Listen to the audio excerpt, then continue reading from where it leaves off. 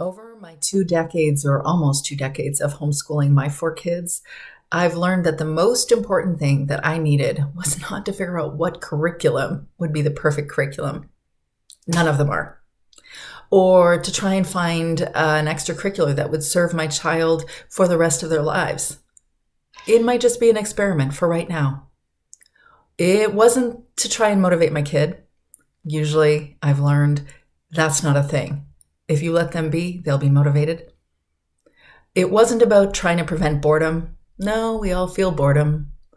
The biggest challenge that I've seen in addressing homeschool moms and helping homeschool moms is to help us find the internal resources to show up on purpose in our homeschool, to deal with our big emotions.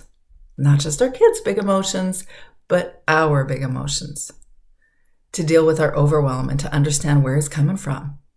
To address that unrealistic expectation thing that just keeps going, or that feeling or that narrative that we have in our head that says, well, it's good. This homeschool thing, the way we're doing it is good, but it's not good enough. How about dealing with boundaries in our relationships and even with how we're relating to ourselves, how we're speaking to ourselves, how we're engaging our kids and what we expect of them?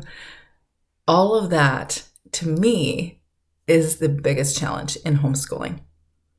I wish someone had told me that I needed a plan to address my big emotions and that I wasn't going to be able to hold my kids' big emotions if I couldn't hold mine. I needed to know how to address my big emotions, my triggers, my frustrations, my doubts, my uncertainties, all of that. At least come up with a plan for that. Since our emotions and triggers, frustrations, doubts, and uncertainties originate from our thoughts, well, let's dig deep into addressing our thoughts.